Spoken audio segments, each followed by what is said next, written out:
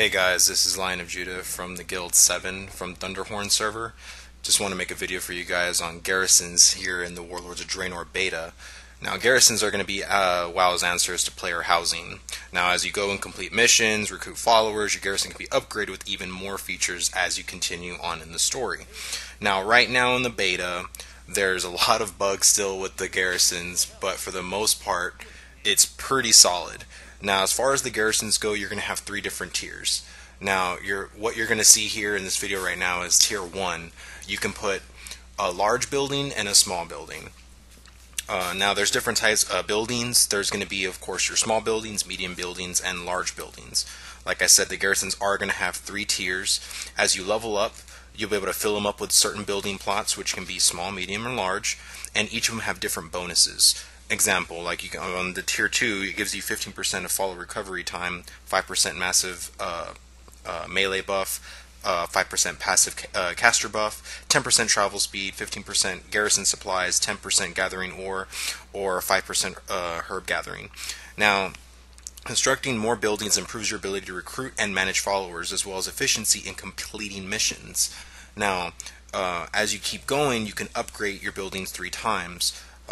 As you keep going on, there's, like I said, certain buildings that help you out tremendously. The inn is one. I love the inn.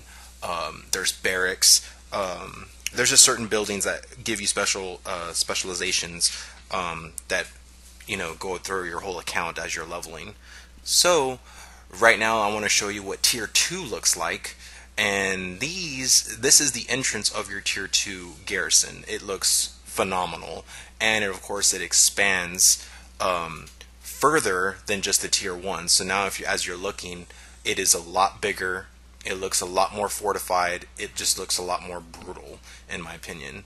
So now I know they did cut a lot of stuff as far as customization, but you're still going to be able to invite your friends to your garrison, and you're going to be able to decorate it with monuments and trophies, which will be tied to achievement rewards.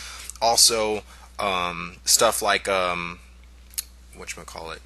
players with their garrisons, you can be able to customize different things as far as like a lot of people want to customize it further beyond, like, your race. Like, oh, I don't want it to look just hordish. I want it to look like, if I'm a troll, I want it to have troll buildings, and if I'm a Tauren, I want Tauren buildings. I'm pretty sure if the garrisons are going to be a great success, like I believe they are, I'm pretty sure it'll come down to that.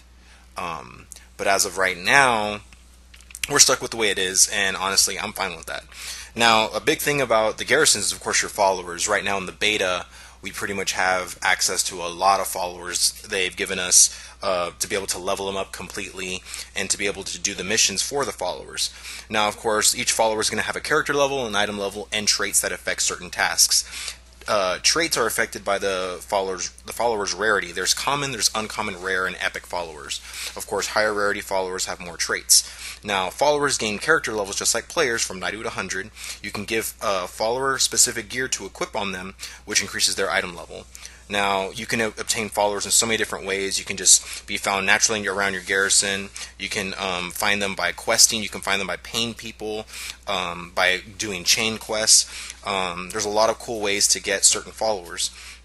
Now, when you get those followers, you can send them on missions. You can send them onto dungeons, on scenarios, or even raids.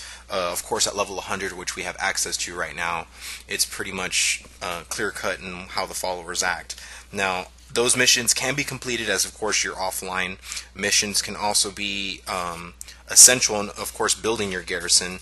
And the missions, of course, you're going to need to have more than one follower to participate in some of those missions. There are some scenarios right now that you can do completely by yourself, which is amazing. So now I want to show you what the tier 3 looks like. Tier 3 for your garrison looks amazing. So as you can see, now you have your towers, it's completely fortified, you have all of your plots, all of your buildings that are completely intact. It just looks super, super amazing. Now, as you keep going with your buildings, there's, of course, a lot of different types of buildings. Now, I know for the large buildings, you're going to have stuff like the barracks, the infirmary, armory, stable, academy, mage tower. For medium buildings, you're going to have like the pet stable, trading post, lumber mill, barn, inn. For your small buildings, you're going to have your alchemy lab, your smithy, your enchanter study, engineering works, scribe's office, and salvage yard, storehouse, tailoring studio, jewel crafting, tannery. Now, in all of these tiers, you're going to be able to upgrade them 3 different times, and in those times, you're going to be able to get better building perks. Now, for example, Tier 2, upon reaching Tier 2 for some of your building, will provide bonuses that include 15% follow recovery time, 5% passive melee speed. I already pretty much told you this in the beginning, but I just wanted to rehash. And then, of course, Tier 3, it's going to be probably even a higher percentage. Right now, for beta, we haven't gotten the ability to upgrade to Tier 3 in a lot of the buildings, except for our main inside Tier 3. That's the only thing that we have access to Tier 3 with. But as of right now, for the garrisons, we really haven't had the ability to really do much as far as customization. I'm pretty sure that'll come later in patches. But as of right now, for the buildings look amazing. The stuff that you have for the buildings are completely amazing.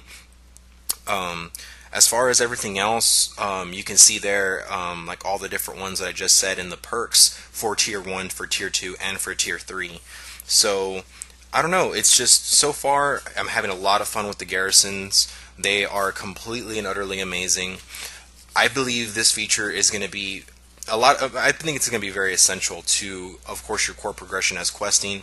A lot of people don't care for the garrisons, but as for me, I really just play WoW for raiding purposes, and I always got bored in the fact of I didn't know what else to do. I didn't want to do the Pokemon battle thing. I didn't want to really PvP anymore. So the garrisons to me is going to be a huge, a time sink into just having fun besides just raiding, and to be able to go out and questing, maybe finding more followers. So I don't know, it's really cool, and I love the fact that it's yours and you're going to be able to customize it to your specific specifications. And it's just, I don't know, a really cool place to hang out. I mean, I know right now in Ashran it's not really I don't like Ashran at all, and I really hope they change that for our main Horde city for Draenor. But I just wanted to show you this little quick video. You just see like a version of Hulk Hogan and Macho Man Randy Savage just walking around swimming in a pool of lava. I don't know, I just thought that was amazing. So I just wanted to show you that, guys, because it just looks awesome. And I know a lot of you guys want to be in beta right now. Beta is awesome, but it's still very buggy. I know the next 3 videos that I am going to be doing is going to be on the Hunter specs. Probably going to be doing Beast Mastery, Marksman, and then Survival, and showing you new rotation, showing you the new talents, so on and so forth. So get ready, guys, because it's going to be pretty awesome, and I'm having a lot of fun in here. So I'll catch you guys later.